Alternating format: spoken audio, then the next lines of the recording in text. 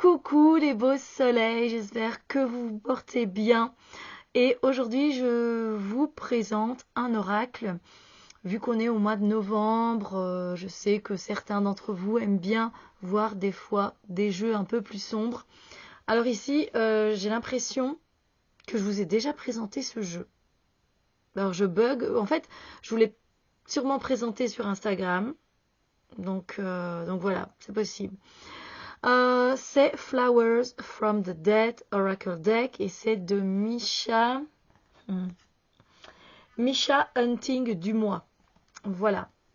Alors c'est un oracle de 47 cartes où il n'y a que des squelettes d'animaux. Plus ou moins, je pense qu'il y a une fois le squelette d'un homme.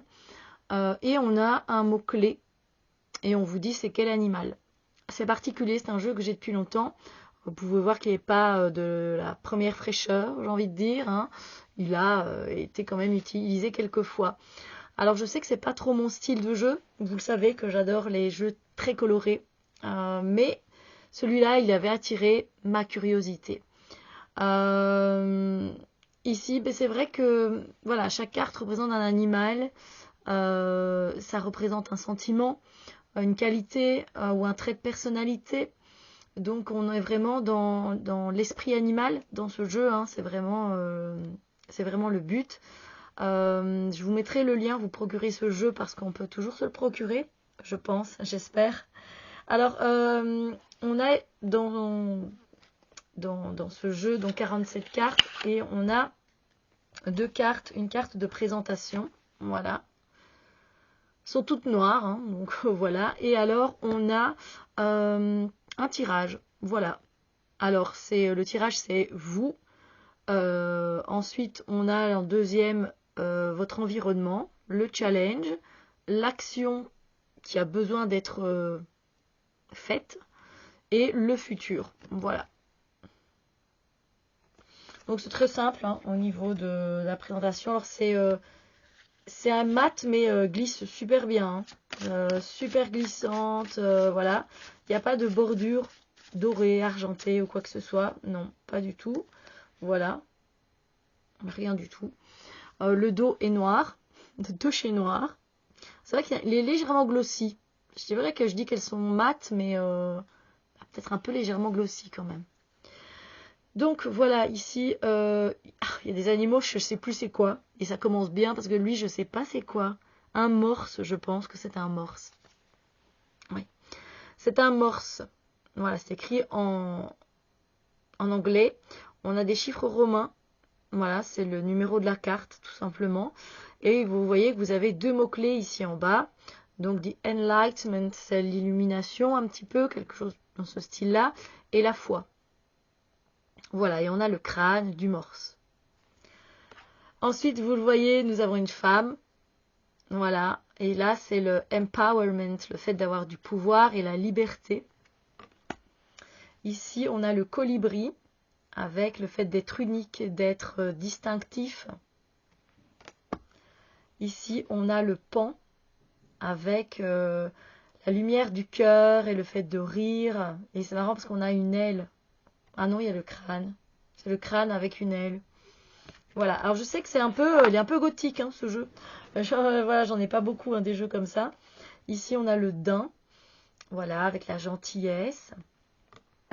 Ici on a également une femme et vous allez voir, elle a un bâton de sourcier en fait. Au début je croyais que c'était des ciseaux quand j'avais eu ce jeu. Voilà. Hall, c'est la chouette, si je dis pas de bêtises. Avec la sagesse et le fait de faire attention. Et vous voyez ses grands yeux, hein, c'est la chouette. C'est comme ça des fois que je reconnais l'abeille avec l'intense boulot et le succès aussi. Fox, c'est le renard. Patience, harmonie. On a l'araignée avec la jalousie. On a The Bat, c'est la chauve-souris avec la transition, l'inconnu. Le rat. Ah, elle veut pas venir, j'arrive. Elle se barre. Ah, les rats, ils s'enfuient très vite, hein. Donc, le rat, c'est le fait de purger, de simplifier les choses. Effectivement, c'est ce qu'ils font chez nous, hein. Ils chassent les souris. Alors, l'alligator, avec la confusion, le fait de ne pas comprendre, avec le misunderstood, c'est le fait de ne pas être compris, hein. La libellule avec la joie et l'amour. On a le corbeau avec le mystère et la magie. Alors j'avoue, ça fait très bizarre, hein, de voir les squelettes d'animaux. Moi, ça me fait toujours bizarre de prendre ce jeu-là, mais pas trop dans un mauvais sens. The Beaver, c'est le castor avec la vérité, la maison. The Hawk, je pense que c'est le faucon avec la vérité, la clarté. Le flamant rose avec la romance et l'amour aussi. Toad, c'est la grenouille avec le fait de se nettoyer, de se transformer. Le lapin avec la spontanéité. The Raccoon, c'est le raton laveur. La curiosité et l'exploration. Des fois j'hésite, hein, ça se peut que je me gourre. Si je me gourre, dites-le moi. Donkey, the donkey, c'est le singe. Oui. Non, donkey, c'est un âne. Donkey, c'est l'âne. C'est l'âne, désolé, c'est pas de monkey. The donkey, c'est l'âne. Je suis désolée. Et c'est pour ça qu'on a la charge ici, la charge, voilà, la charge lourde, comme ça, le fait d'être, on n'en peut plus. Ici, on a l'hippocampe avec la générosité et la chance. On a ici une femme qui prie. Je la trouve très belle, celle-là. Et donc, on a le pardon et le sacrifice. Alors, de Javelina, je sais pas c'est quoi. Je vais pas vous mentir, aucune idée. Voilà, on a l'argument et le fait d'être un peu pris au piège avec son propre pouvoir. La poule, avec le fait d'être courageux. The Moose, c'est l'élan, avec le fait de transcender, d'être ouvert. Ici, on a encore plutôt un homme avec la diplomatie et la gentillesse. Plutôt un homme d'une tribu indienne. L'iguane avec le contentement. Ça, c'est l'armadillo, c'est un tapir, je pense. Un fourmilier. Avec la protection. Ici, on se retrouve également avec une femme avec les cornes, mais dans le sens fertile, renouveau. Ici, on a le buffle avec l'abondance, la terre. Ensuite, ici, on a une tête de mort avec une grenouille et un poids, genre de poisson, un squelette de poisson. Et on parle plutôt de coopération. Le vautour avec l'adaptation. Évidemment, le fait d'être opportuniste. La tortue, mais c'est vraiment ça son crâne, hein. Je pense à ma tortue, du coup, avec la paix et la tranquillité. Le possum. Alors, c'est pas l'opossum, mais est-ce que c'est ça? Est-ce que c'est l'opossum finalement? Avec la peur et l'évitement. On a le serpent, avec la transformation et le changement. N'empêche, la tortue et le serpent sont deux reptiles, hein. Ils se ressemblent à leur squelette. Alors, leur tête un peu. L'écureuil avec la responsabilité et l'équilibre. Ensuite, on a le coyote avec le fait de trouver vite des ressources. Le cheval avec le voyage. Le loup avec la famille et la loyauté. Le scorpion avec la colère. L'ours, et on voit également un poisson avec la force et la confiance. La libellule de nuit, j'ai oublié son nom. Zut, l'attraction. Je vais revenir, après je vais me dire oh, c'est de ça. Le requin, ouais, le requin, on voudrait pas y être, hein. La solitude et l'anxiété.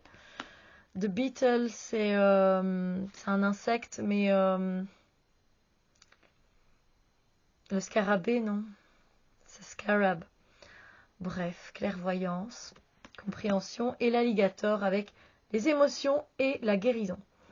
Voilà, donc moi je vous invite avec ce genre de jeu de travailler avec des livres où vous allez avoir des informations sur les animaux, évidemment, parce que comme vous le voyez, on n'a que des squelettes d'animaux, donc vraiment travailler avec les esprits d'animaux, c'est top pour travailler avec ce jeu-là. Voilà, c'est ma conclusion. Comme ça, je vous aurais montré un jeu un peu gothique, un peu de saison. Vous savez que bon, moi, je m'en fiche des saisons, je prends le jeu que je veux quand je veux, voilà. Sinon, voilà, si ça tombe, je suis plus là demain et j'aurais pas profité de tous mes jeux, je trouve ça bête. Mais voilà, ça veut pas dire que vous qui utilisez peut-être les jeux avec les saisons, ça veut pas dire que vous êtes bête, hein. Loin de là. Jamais je ne me permettrai, hein, que ce soit bien clair. C'est juste que moi, je trouve ça bête, mais c'est moi. Je veux dire, vous voyez, pour moi, faire ça, je me dirais non, ça ne te va pas. Voilà, mais il faut s'écouter. C'est le principal. Donc voilà, c'était Flowers from the Dead. Donc c'est les fleurs de la mort, quelque part, qui viennent de la mort. Donc voilà. Sur ce, je vous souhaite une très belle journée. J'espère que cette review vous a plu. Si c'est le cas, n'hésitez pas à mettre un pouce en l'air. Et n'hésitez pas également à nous soutenir. Donc nous avons fait une impression de l'oracle. Enfin, on attend évidemment le financement qui vient de vous, bien sûr, du I Don't Care Oracle, le 1 et le 2 en un jeu. Vous allez retrouver les deux en un jeu. Alors, je sais que pour ceux qui ont déjà le 1, vous vous dites, mais Steph, nous n'aimerait bien que le 2. Ce que je comprends, moi aussi, j'ai que le 1. Ça, vous le retrouverez sans doute bientôt sur Make Playing Cards ou sur Printer Studio, on va voir. On ne sait pas encore, mais je pense que ça va plutôt se passer comme ça. Mais je vous dis tout de suite que on peut retrouver une bonne qualité sur Make Playing Cards ou Printer Studio. Mais là, on a décidé de commander en Italie. D'accord? Make Playing Cards, ça vient de Chine. Voilà. Donc, voilà. Et donc, vous aurez une meilleure qualité si vous prenez le 1 et le 2 combinés. Et ça reviendra moins cher également.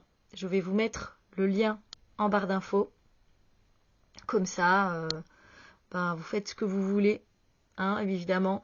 Mais c'est en précommande. N'hésitez pas, il n'y en a que 100. Il y en a déjà quelques-uns qui ont été précommandés. Donc voilà. Moi-même, je vais me précommander le 1 et le 2. Parce que c'est mon bébé, bien sûr. Mes bébés. Et donc voilà. N'oubliez pas. Merci de votre soutien. Merci d'être là. Et on se dit à très bientôt pour d'autres vidéos.